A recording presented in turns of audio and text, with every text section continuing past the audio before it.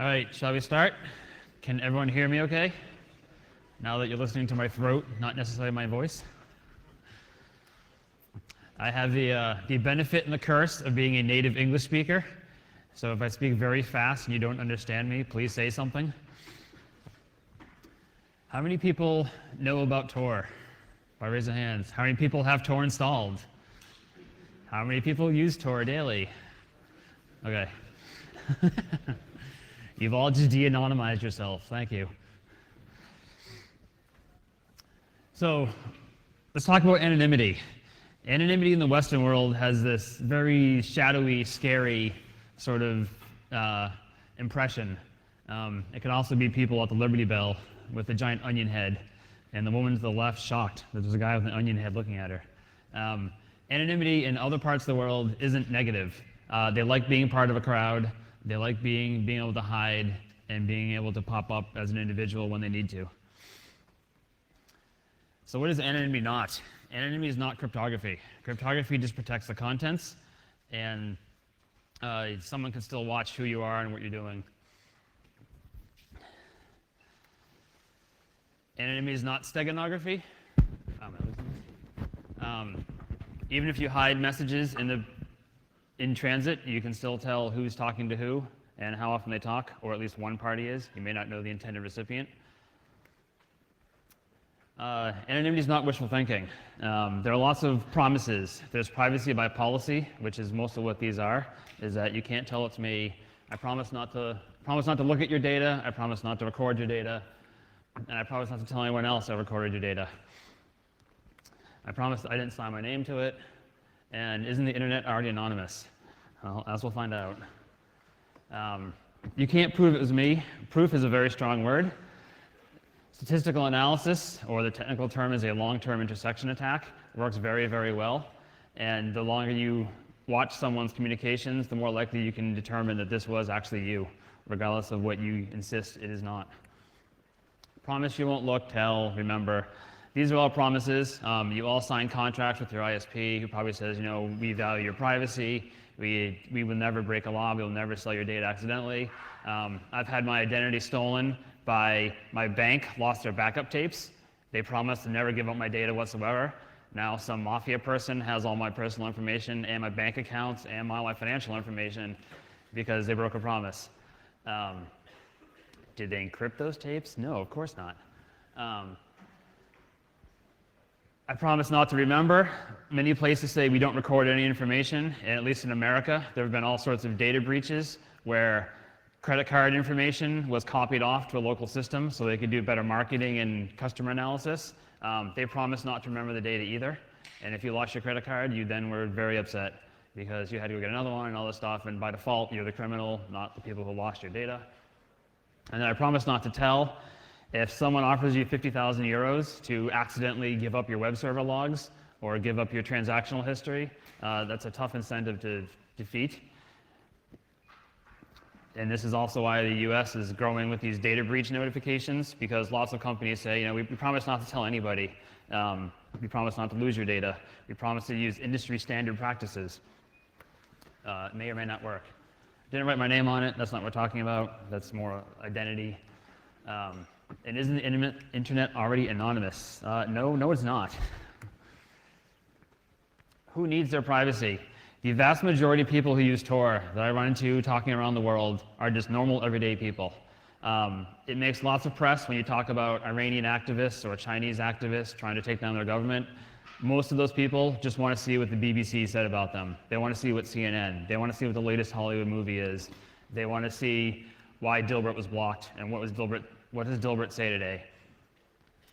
Militaries and law enforcement, the US Navy and other branches are big users of Tor because they realize you can't have the Navy anonymity network because then everyone realizes you're just the Navy. So they treat you that way. Law enforcement, I spent most of the past year talking to law enforcement, and I've been absolutely surprised at how many law enforcement officers use Tor because they feel they need to protect themselves online, they need to protect their cases, they need to protect their families, and the fact that if you come from like FBI.gov or Interpol.int, criminals tend to pick up on that quickly. Journalists, human rights workers, Businesses, another surprising is businesses. Lots of lawyers use Tor. They use Tor so that when they go out to do investigations, they're not coming from like lawfirm.com or something.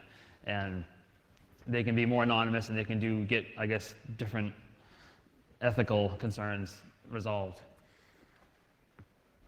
So anonymous communications. Anonymity loves company. You can't be the only person using Tor in your entire country or you stand out because you're the only person using Tor. There are countries in the world where we have between 1 and 10 Tor users, and we tell them to at least coordinate and get all on the same time. Because otherwise you stand out as a sore thumb as I'm the only guy who ever used Tor. So they pretty much can figure out, they may not know where you're going, but they know where you started off, they know you're using Tor. And they can just beat it out of you anyway. The basic idea is hiding in the crowd.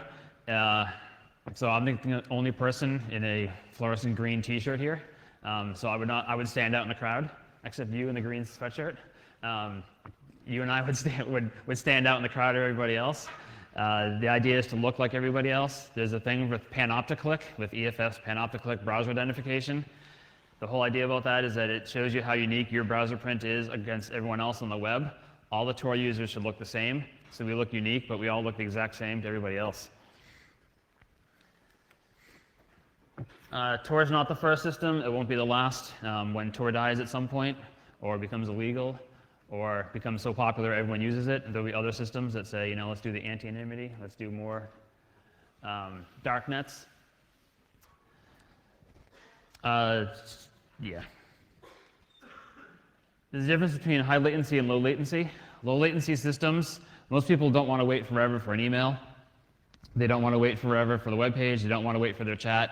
High latency systems are very resistant to traffic analysis. Low latency systems are subject to traffic analysis, traffic correlation. What is low latency versus high latency? The more interactive your app, that's low latency. If you're doing an IM, like I'm chatting, I chat with my daughter or something, she doesn't want to wait a day and a half for me to say okay. Well, maybe she does sometimes. Video streaming, people don't want to watch videos one frame at a time every day. You get a different frame. Some apps do work well. Email, there's things like Mixmaster and Mixminion that people will wait for a day, 2 days, 3 days to get their email through because they need that level of protection. Some news groups, people will withstand that much of a delay to respond to threads. Blogging, a lot of bloggers actually do their work offline and then they post. So they don't mind if it takes a day or more to get their message posted. If anybody loves company, the vast majority of users are in the interactive apps, so we aimed for the low latency network to be more like the interactive apps. So what is Tor? Tor is an acronym. It is also not an acronym. It can mean Tor's onion routing. It can mean the onion router. It can mean, I recently heard South African police called it the onion ring. And it can also mean telescoping onion routing. You'll often see it written in the press as capital TOR, meaning the onion router, but it actually doesn't have an acronym. We are an online anonymity software and network. We are 3-clause BSD licensed in GPLv2. Everything we do is open source, transparent. You can ask us anything about the Tor. We've written down the specs, so you can build your own compatible Tor clients based on the Tor protocol. If you don't trust any of our code, other people have done this. And we actively encourage the research community to attack us. We figure that which doesn't kill us makes us stronger. And most of the research community that does try to break Tor, they do successfully break Tor, and then they come up with a fix, or they won't get their thesis approved, and they won't get their degree, and that makes them sad. There are plenty of other people out there who attack Tor, and then they go talk at a security conference and say, I can attack Tor in 3 packets, and then they realize that, well, it's a 10-year-old attack, 5 other people have done this presentation, but security conferences seem to have a short memory, and they'll get a lot of press about this. And sometimes they'll also say, well, I can emulate the man if I control all the Tor nodes in my virtual machine. Well, yes, you can, because if you can watch all the traffic in and out, then you win. If you can watch all the traffic in and out of the entire internet, which there are many national security agencies rumored to be able to do this, then you may also win. We have a growing list of stuff. We started off with Tor, which is the Tor, the actual routing daemon client, and now we have a vast number of projects that people show up and say, hey, I did this for my PhD thesis, and I'm giving you all the code, and good luck. We've also developed a lot of things to make Tor easier to use. There's this Vidalia controller, hence the onion thing. And Vidalia is a GUI point and click. Voice of America actually funded this because going to the countries they were interested in, giving people a command line tool and says, here's a config file, here's your command line, it just completely freaked everybody out. So we made this little pretty GUI app that you can point and click, and it has a red, yellow, and green onion, so you can tell how Tor is doing, if it's connected, if it's not. And then we have a bunch of other stuff. Orbot is actually the newest thing we have, and it's Android-compatible Tor. The issue with that is, so great, you have Tor running your Android phone. Nothing uses a proxy on the Android. So you can host a hidden service, because you can get servers running on Android. And now you have this Orbot thing that can talk Tor, and you can connect to hidden services. So we're working on a browser, we're working on figuring out the rest of the environment.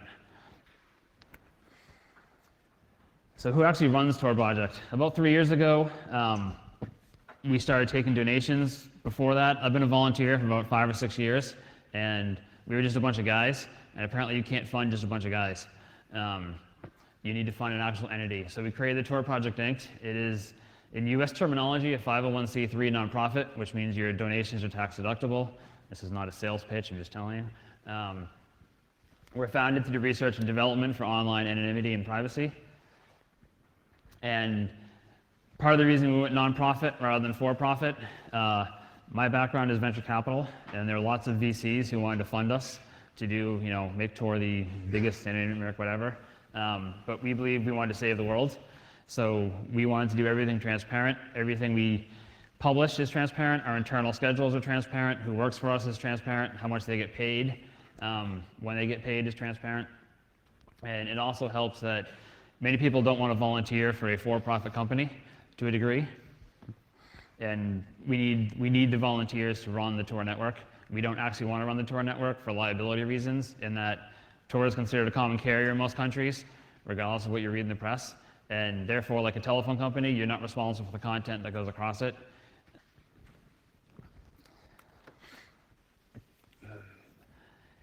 Tor started off, well actually onion routing started off at the Office of Naval Research in the 1990s. The Navy realized that traffic analysis was a growing concern in various realms that they deal in, where traffic analysis at the core is you watch all the communications, you figure out what the hubs are, and you take the hubs out.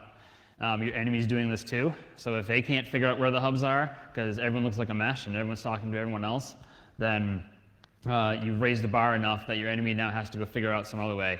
Either you got to take out everybody all at once, or you do whatever else it takes to infiltrate an organization. They quickly realized that you can't have the Navy anonymity network, because then it would all be Navy personnel and you'd be treated as a military counterpart. So they open sourced it, public domained it, and the US government actually holds the patent on onion routing, the original idea of onion routing. And because it's the US government, it's public domain, and they don't sell it, they don't do anything like that with it. We say it's privacy by design, in that we don't record logs, we don't have any promises to break, because we don't have your data. By default, the Tor software doesn't record any sort of personally identifiable information for any strict definition of personally identifying. It supports any TCP right now. We're working on UDP and possibly SCTP in the future. One for performance, two because lots of people want to use UDP over Tor. And there are ways to tunnel UDP through TCP, but those are messy. And over the past year, we've been sort of thrust into the limelight as activists around the world have picked up on Tor to circumvent national firewalls, because the properties of breaking apart who you are from where you're going on the internet seems to work well. I've also talked to lots of bankers who use Tor, not because they want to defraud their bank, but because they want to get to Gmail, to go check their mail, to go check their calendar, to see what time they have to pick their kids up from school or from soccer practice or something. And they just, they turn it on when they need it, they turn it off when they don't need it. One key difference is that we have a set of 7 directory authorities.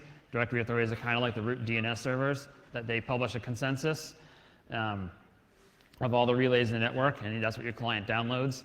We haven't done a distributed hash table yet, even though there are many designs out there, because there's partitioning attacks where if you start breaking the DHT up, different people see different parts of the network, and then you can start to win as to profiling clients. What is Tor composed of? Primarily C. I couldn't get the graph from earlier, but in around 2005, we were like 30,000 lines of code. After lots of researchers and other people have committed to the code base, we have around 15 core committers and around 2,000 other volunteers between running relays, helping out with translations, helping out with documentation. And we've recently picked up a few people who are very good at videos, who started putting together videos about how to use Tor, because people seem to like watching a video about how do I install Tor versus reading through the instructions. The tech LaTeX there are, because we document everything we do, and because we come from academia, we tend to use LaTeX for everything. We write a lot. So in a nutshell, how does Tor work? The blue cloud is the internet. You as a Tor user, you have Tor software installed on your laptop, and you want to get to your web server. Terminology is entry node, middle node, exit node. The entry nodes you first connect to. There's also guard nodes to protect you from attacks where you can watch, just pick up traffic over time and start noticing trends. And the exit nodes where you actually exit the Tor network.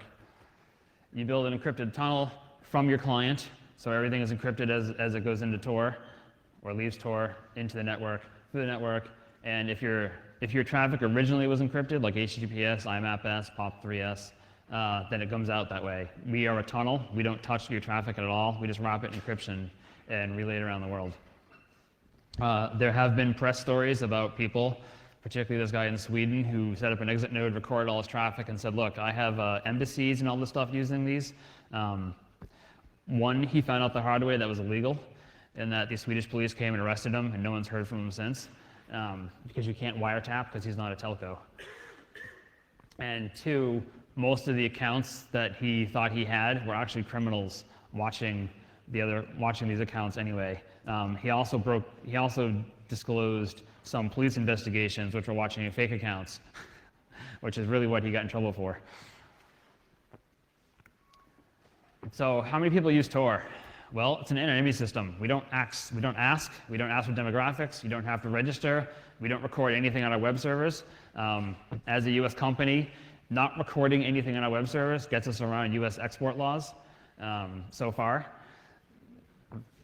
As soon as we start recording IP addresses and start doing a registration, then we have to block all the bad countries for whatever the US considers bad.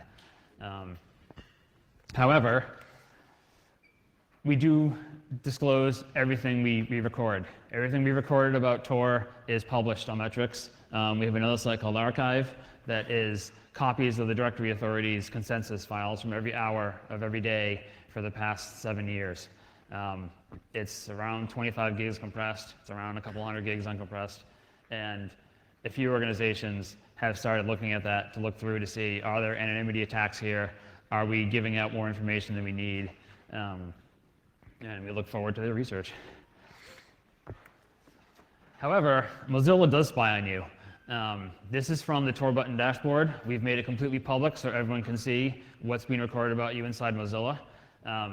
If you have Tor button installed and have check for version updates, it will dutifully report to Mozilla over Tor that you have Tor button installed, here's the version, and here's how many daily users you have. This is undercounting. Lots of people don't use Firefox. And there are a lot more devices out there that have Tor embedded in them. So roughly 500,000 daily users seems right. You may have noticed Tor is slow at times, all the time. It's getting faster. One is because we have like 500,000 people using 2,000 servers. In reality, you have 500,000 people using 2,000 servers trying to go through 500 exit nodes. So the exit nodes become the bottleneck because you got this swell of traffic going into them. And we've had millions of people download it, and the common use case is you download it, you use it when you need it, and then you turn it off when you don't need it. Some other features are Hidden services. The Finnish Defense Department actually wrote and funded most of this hidden services stuff because they wanted a way to host location-independent sites, services, chats. So the .onion domain is what we use, is what they use internally. The way it basically works is your client, so Tor clients can also run hidden services. It doesn't have to be a relay. So if you have millions of clients, we probably have millions of hidden services. I know I personally have hidden services for all my SSH stuff. So when I'm traveling, like on this wireless here, I can just SSH into my hidden service node as opposed to going to an actual IPv4 address. WikiLeaks has used this successfully. Many of you must know about WikiLeaks. For you can publish documents for whistleblowers and more transparency. Someone inside the Ministry of Defense leaked the How to Stop Leaks document, which obviously no one read that document. WikiLeaks is the most obvious example. There are other examples where human rights organizations will work in country, and even the fact that they are in country is enough to get their activists arrested. So they'll use a hidden service with some sort of out-of-band authentication, whether it's SMS or here's a secret passphrase, so that people in country can report in, and they know who they are roughly, but there's no trace of them actually going to a site that any sort of censor will notice. Because Tor looks like SSL talking to their normal website, no one would ever think that anything's going on. So how is Tor different? Why do we use three relays? This classic design for proxy servers, you have a single big machine somewhere in the world. Maybe this is your brother running this because he moved to America or Europe. Maybe it's some company you trust, and Alice and Bill can talk to each other all day long, and it's great. It's fast. They're not worried about it. Maybe Alice is behind some sort of restricted firewall. She can get by it. They can talk to Bill. The issue is if that relay goes evil for some definition of evil, meaning they accidentally recorded all your traffic and then they lost it or sold it. The company is actually a government front and they want to record everything you do just so they can go back at you for a history. Or maybe your brother decides that he's going to sell your traffic because he needs the money. It doesn't matter. The big machine somewhere in a data center can be wiretapped, meaning that the government or anybody, corrupt criminals do this too, corrupt ISPs do this too, where they'll just record all the traffic in and out. Traffic confirmation tags very well. Say, I saw you go to Facebook because Facebook looked like this going in and you went like this going out. If you're using unencrypted protocols, they can also grab all your username and passwords, all the text you're going back and forth, what you search for, and everything else of that relay. So what does all this matter? So we have this cool anonymity network. Lots of researchers use it. Lots of hackers and other people like to hack at it and play with it.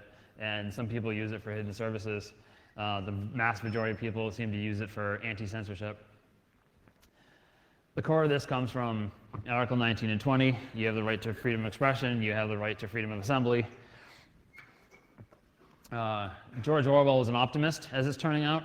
He imagined many people cutting up newspaper archives. That only scales so well. He could never imagine that millions of computers would be able to do this vastly faster than he could. And John Gilmore said, well, the net intercept censorship is damages and routes around it. Not so much true anymore. Ask the people in China, ask the people in Australia who are about to get lots of censorship, and they can't route around it because the censorship's in the routers. They control the IPs, they control the domains that you're allowed to see. Almost every country in the world is implementing some sort of censorship regime, and first off, it comes to protect the children.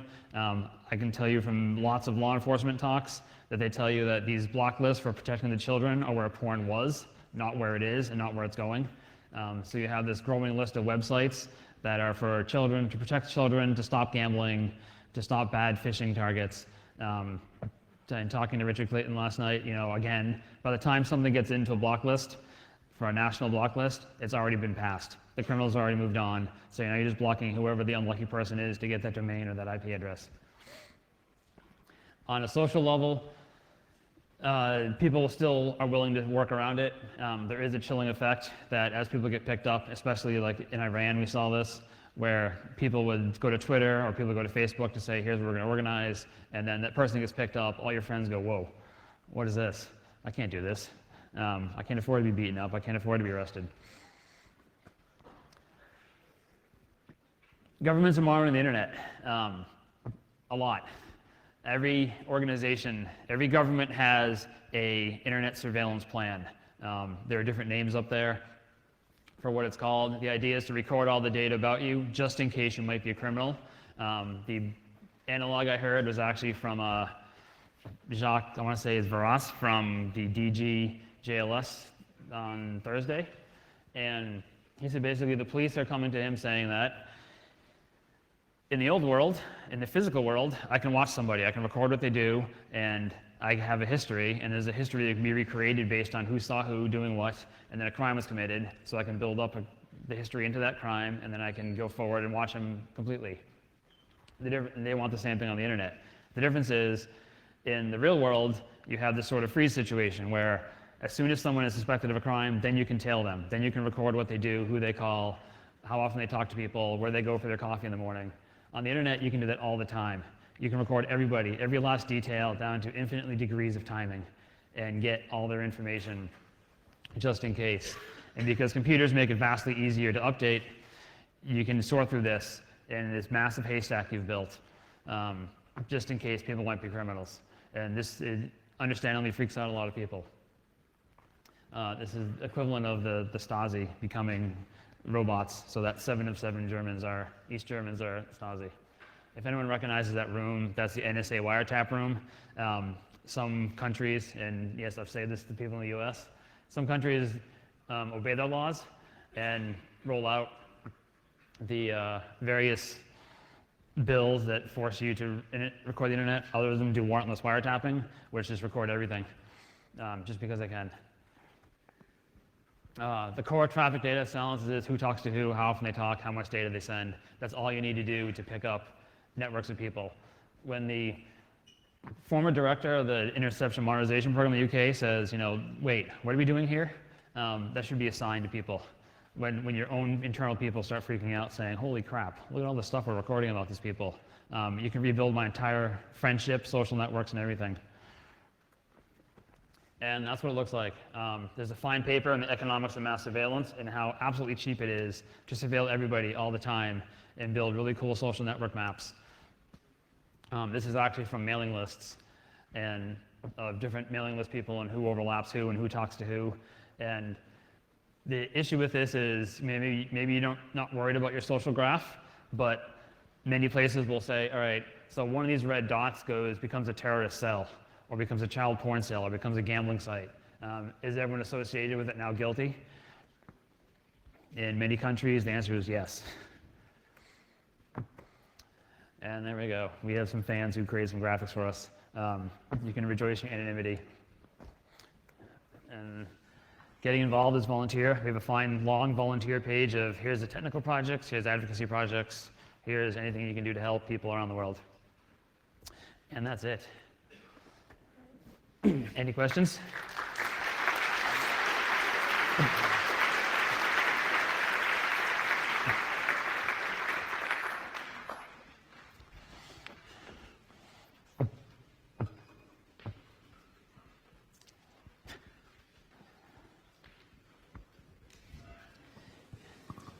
How to best convince a wife, mother, or other non-technical family member that they should be using Tor?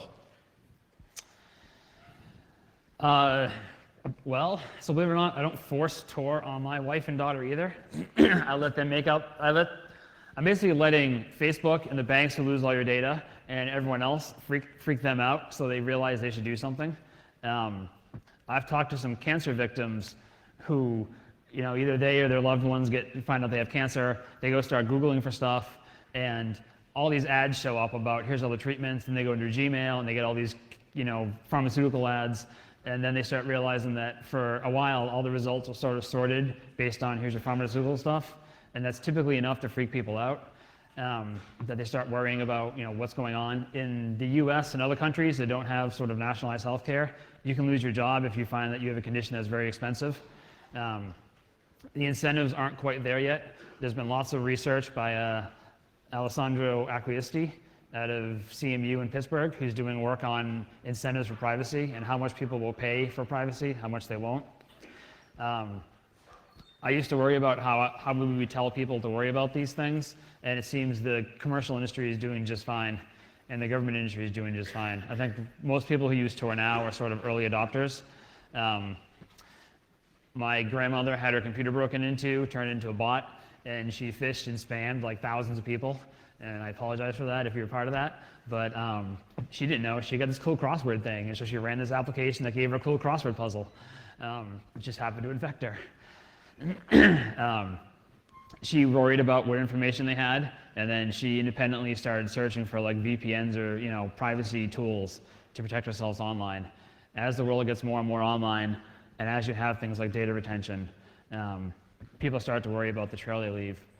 And it's nothing. I found I can't convince someone who doesn't already worry about their privacy to run Tor until they have something happen. They have the the holy cow moment.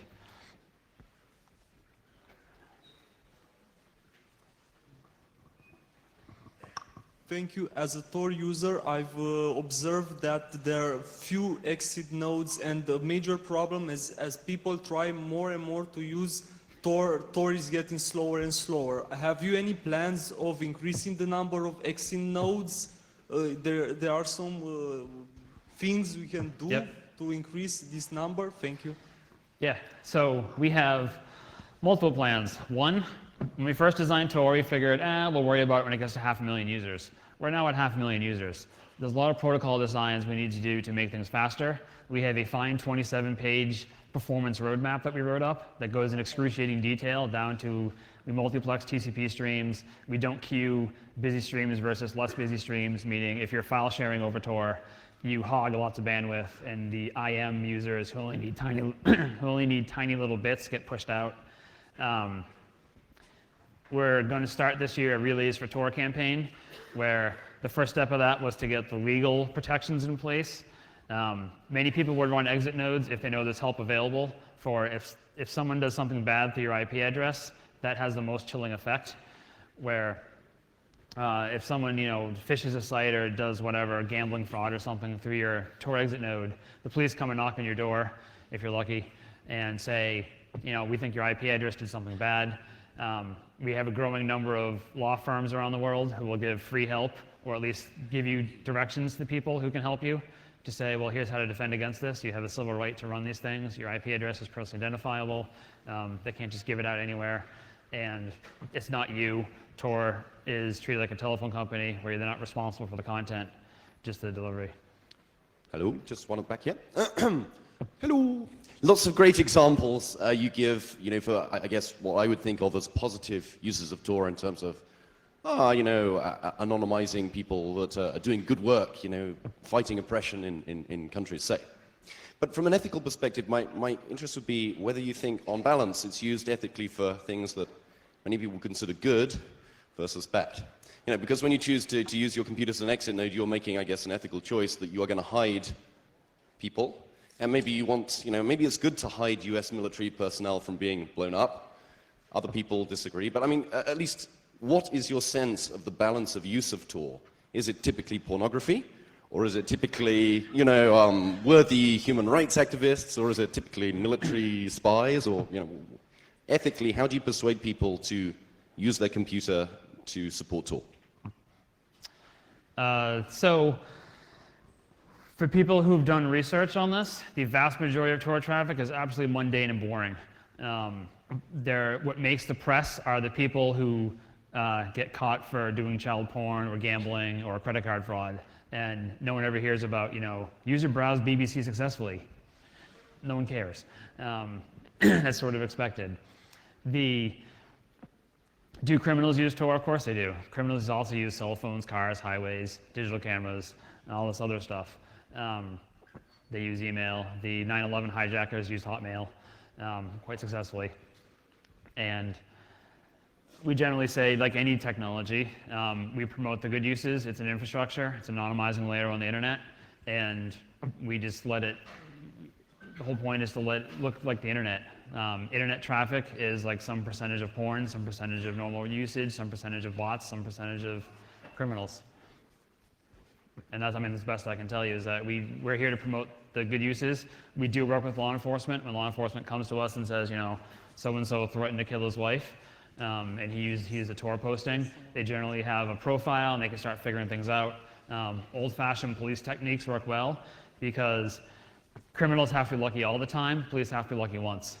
There have been lots of cases where criminals slip up, forget to turn on Tor, use a real IP address, and it takes a shockingly short amount of time for someone already under suspicion to get arrested. Does that answer your question? Yes, no? Mostly? Anyone else? Hello. I have a question. Well, Tor is nice, but why do you list the exit nodes? Like, I have a site here with 2,112 exit nodes, meaning, well, if I go to some forums where I will say, hey, you're on a Tor node, well, you can't post, bye-bye. So how does that enhance the anonymity to list the nodes, actually? I don't get that. So a number of sites, and I'll pick on Wikipedia, block the internet based on IP because they assume an IP is a person. Unfortunately, when they block IP addresses from posting, they've blocked all of AOL and most ISPs that NAT everyone to death. We are working on systems. One of the tools up there was called Nimble. Nimble is a pseudonym system that you do some sort of computation and prove that you're you get a nonce, and the nonce is then what you use to log into the websites. These are very much in design and in research, but you know, we realize this concern exists, and as people, the same concern with websites that is like Freenode has a sort of hidden service GPG-based identity that you can prove that, you know, here's who I am, I've done some sort of computation, and this identity is valid until I turn into a jerk, then you can block that identity. And it's difficult enough that you can't just create thousands of them and spam everybody.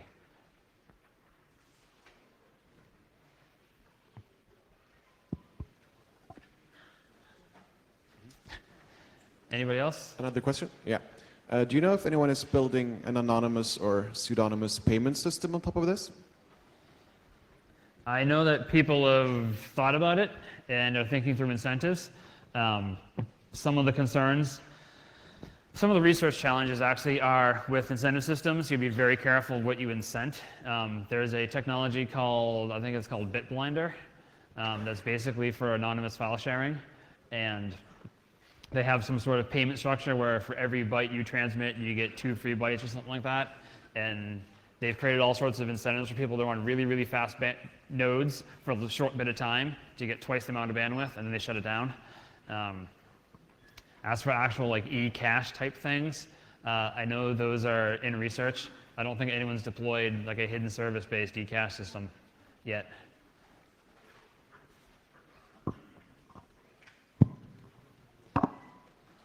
Hi. I would like to know if you have maybe some more news about the recent attack from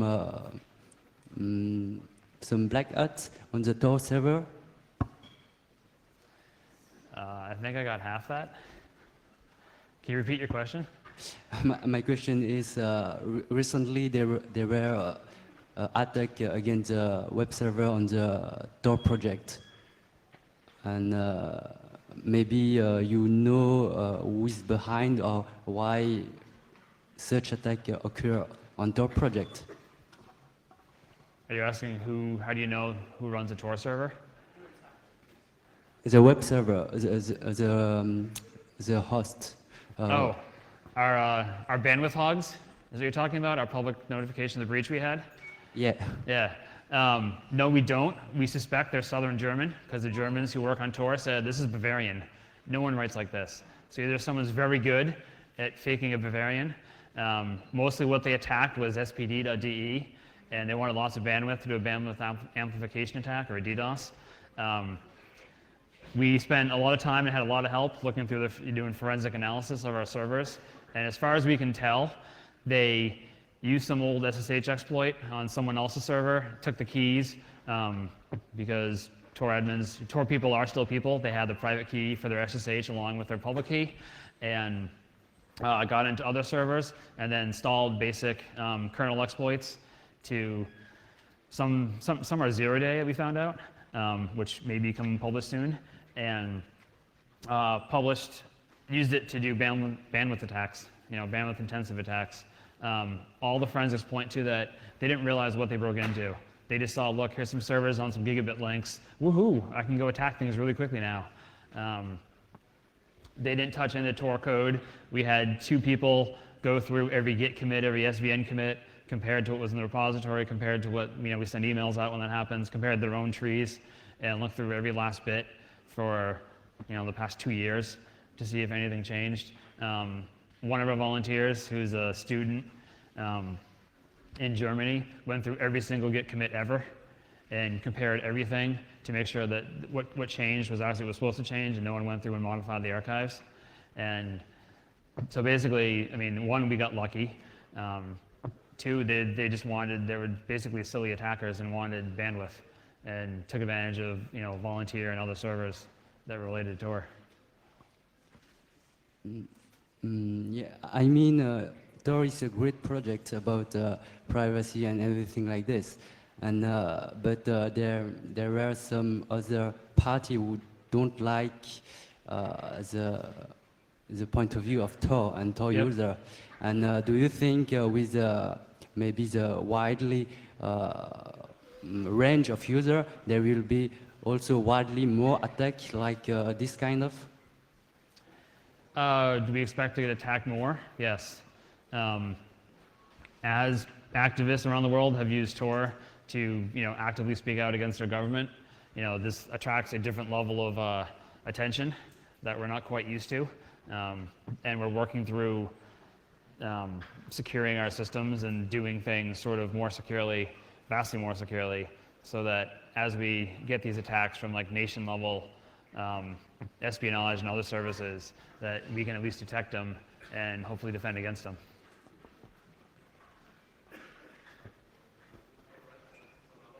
So exit nodes are in fact being wiretapped.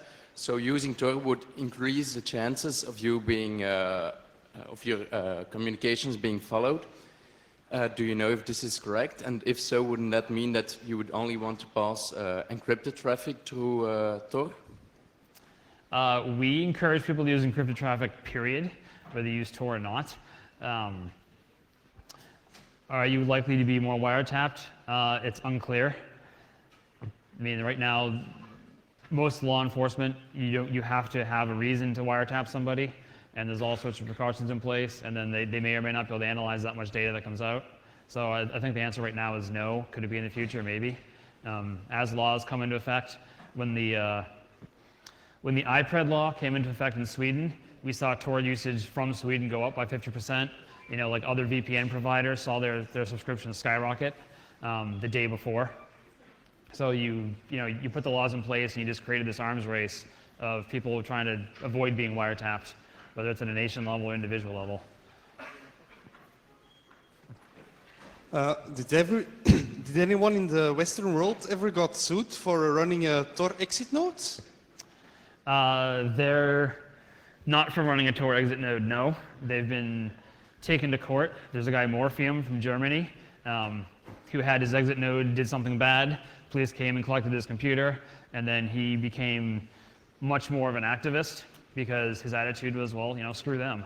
They're going to do this to me, watch me, I'm going to run 5 exit nodes. Not only does he run more exit nodes, he now runs wikileaks.de and a bunch of other things, and he keeps winning cases that basically what he's doing is nothing more than telcos do, like the ISPs and the telephone companies do, so why should he be picked on?